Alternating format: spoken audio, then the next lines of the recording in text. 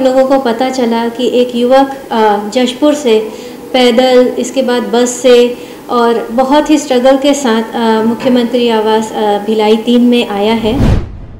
जो जन विश्वास है गाँव में, नौजवानों में, किसानों में, मजदूरों में, ये अकेली घटना उस चीज़ को प्रदर्शित करने के लिए पर्याप्त है।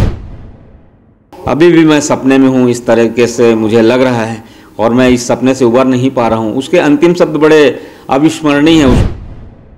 स्पर्श मल्टी स्पेशलिटी हॉस्पिटल बेहतरीन कार्डियोलॉजी की सुविधा एक्सपर्ट डॉक्टर के साथ ही दे रहा है एम्बुलेंस के लिए टोल फ्री नंबर की सुविधा 08003091616। स्पर्श मल्टी स्पेशलिटी हॉस्पिटल, एक एहसास अपनेपन का।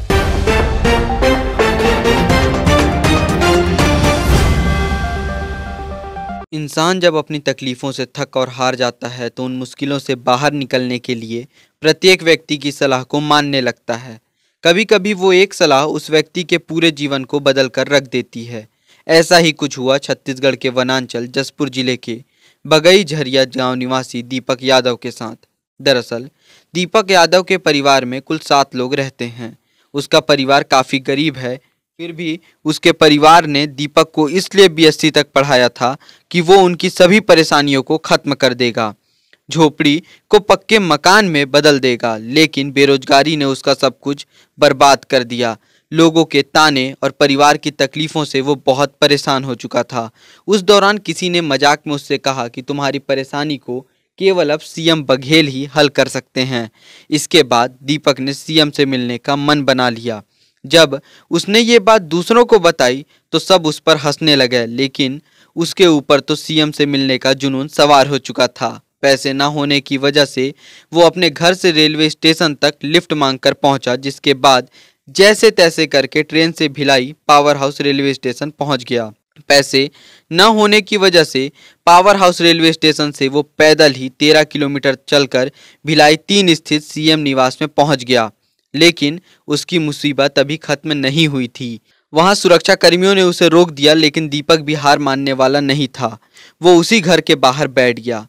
जब CM के OSD मनीष बंछोर ने उसे देखा और उसकी कहानी सुनी तो उन्हें उस पर दया आ गई।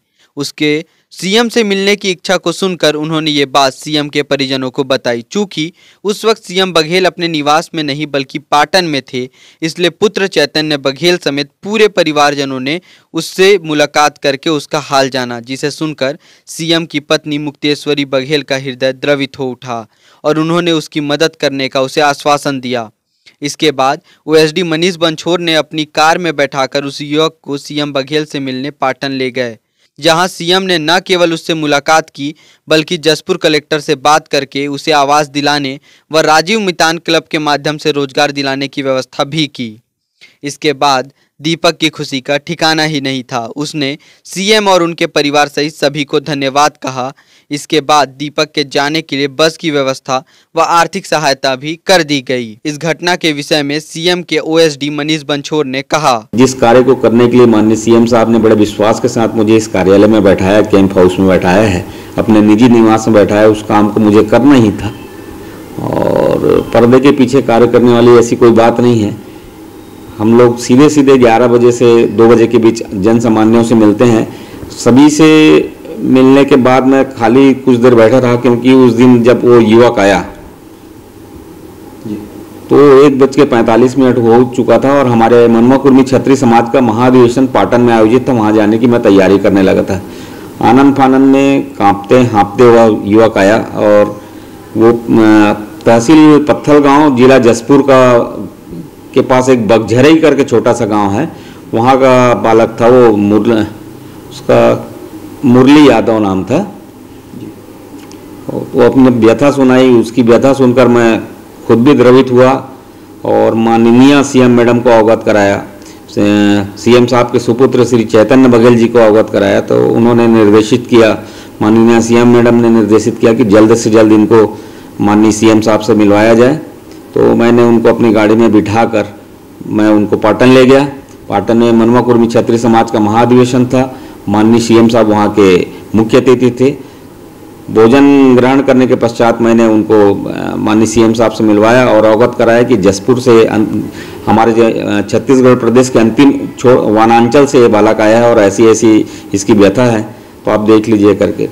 तो सीएम साहब ने तत्कालिक आर्थिक सहायता उनको की, 2 लाख रुपए से आर्थिक सहायता की और मुझे निर्देशित किया कि रीपा के माध्यम से इनको रोजगार भी मुहैया कराया जाए और इनके आवेदन पत्र में जो भी बातें लिखी हुई है उनको देख लीजिए करके। तो तत्संबंध में मैं वहाँ के कलेक्टर रवि मित्तल साहब से बात किया हूँ और आज मुझे फीडबैक मिल रहा है कि उसके लगभग सभी काम पूरे हो चुके हैं। आवास में उनका नाम भी दर्ज हो चुका है, बहुत जल्द वो भी काम पूरा हो जाएगा। वो सीएम साहब के परिजन, उनसे बाद फिर उनको सीएम साहब के परिजनों से मिलवाया। उसके बाद सीएम मैडम ने उनको बैठा के बहुत लाड़ दुलाड़ किया और उनको नाश्ता कराया और मुझे निर्देशित किया कि इनको जसपुर भिजवाने की समुचित व्यवस्था करवाई जाए। तो मैंने वो व्यवस्था करवाया। राधे कृष्ण ट्रेवल की एक बस चलती है रांची से हमारी दुर्ग तक के, उस बस में उसको भिजवाया। बच्चे का आज सवेरे व्हाट्सअप आया था, कल व्हाट्सअप आया था बच्चे का कि अभी भी मैं सपने में हूँ, इस तरीके से मुझे लग रहा है और मैं इस सपने से उबर नहीं पा रहा हूँ। उसके अंतिम शब्द बड़े अविस्मरणीय हैं, उसको मैं आप लोगों को सार्वजनिक करना चाहूँगा। उन्होंने कहा कि छत्तीसगढ़ के लोग कहते हैं कि भूपेश है तो भरोसा है, लेकिन मुझे सही में अब लग रहा है कि सही में भूपेश है तो हम सबको भरोसा है। वो जसपुर से रायगढ़ तक के बस में आया और रायगढ़ से उसने ट्रेन पकड़ी और पावर हाउस तक के वो आया। पावर हाउस से जैसे उसने बताया, पावर हाउस से पैदल ही उसने पता करते करते यहाँ सीएम हाउस कैंप कार्यालय तक यहाँ पे आया था। उसी पैदल इतने दूर आए होकर से ही उसके भलाई होने की कहानी बनी और सभी लोग द्रवित हुए और ऐसा मदद मिल पाया। और मैं तो मुझे यहाँ इस कार्य के लिए बैठाया ही गया, तो मैंने अपने कर्तव्य को किया है। बाकी परिजनों ने जो संवेदना दिखाई है, माननीय सीएम साहब ने, माननीय सीएम मैडम ने, श्रीमती स्मिता बघेल ने, श्री चैतन्य बघेल ने जो संवेदनशीलता दिखाई है, मैंने तो सिर्फ तत्परता दिखाई इस कार्य को करने की, वह बहुत सराहनीय है। इस पूरी घटना में सीएम की पुत्री स्मिता बघेल ने कहा, जैसे ही हम लोगों को पता चला कि एक युवक जशपुर से पैदल, इसके बाद बस से और बहुत ही स्ट्रगल के साथ मुख्यमंत्री आवास भिलाई 3 में आया है और उसके परिवार की क्या स्थिति है, यह सब सुन के माता मुक्तेश्वरी बघेल जी बहुत द्रवित हो गई और उन्होंने भैया श्री मनीष बंछोर जी से आग्रह किया कि इनको तुरंत ही माननीय मुख्यमंत्री श्री भूपेश बघेल जी से मिलाया जाए और हर संभव सहायता उनकी की जाए। तो इसके बाद वो युवक माननीय मुख्यमंत्री जी से मिला और अभी मुझे पता चल रहा है कि उसकी आवास की व्यवस्था हो गई है और रीपा के तहत उसे रोजगार भी उपलब्ध हो रहा है। ये हम लोग जनसेवक के परिवार से हैं। हमारे पिताजी इस पूरे प्रदेश के मुख्य सेवक हैं और उनकी जो योजनाएं हैं वो समाज के अंतिम व्यक्ति को लाभ पहुंचा पा रही है, उनकी सहायता कर पा रही है। ये देख के बहुत गर्व महसूस होता है। इस मामले में केंद्रीय बैंक के अध्यक्ष राजेंद्र साहू ने कहा, छत्तीसगढ़ सरकार के प्रति और छत्तीसगढ़ की सरकार के जो नेतृत्व कर रहे हैं हमारे नेता भूपेश बघेल के प्रति जो जन विश्वास है गाँव में, नौजवानों में, किसानों में, मजदूरों में, ये अकेली घटना उस चीज़ को प्रदर्शित करने के लिए पर्याप्त है। कहाँ जसपुर पत्थल गांव इतने दूर सुदूर इलाके से वो इस विश्वास के साथ आता है कि मैं माननीय मुख्यमंत्री से मिलने जा रहा हूँ, मुझसे मुलाकात होगी। ये और कहीं संभव नहीं है। ये पिछले 4 साल के कार्यकाल में माननीय मुख्यमंत्री का जो विश्वास हुआ है इस पूरे प्रदेश की जनता के द्वारा, वही एक अकेली घटना काफ़ी पर्याप्त है। और वो जिस अंदाज में आता है, भूखे आता है, पावर हाउस स्टेशन से पैदल चलकर भिलाई 3 पहुंचता है और उसका सौभाग्य है तो वहाँ उसकी मुलाकात माननीय मुख्यमंत्री को एसडी मनीष बंछोर से हो जाती है ना भाई।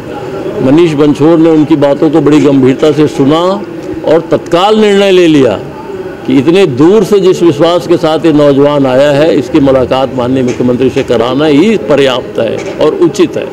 उसको लेकर वो पाटन गया, पाटन में माननीय मुख्यमंत्री से भेंट कराई।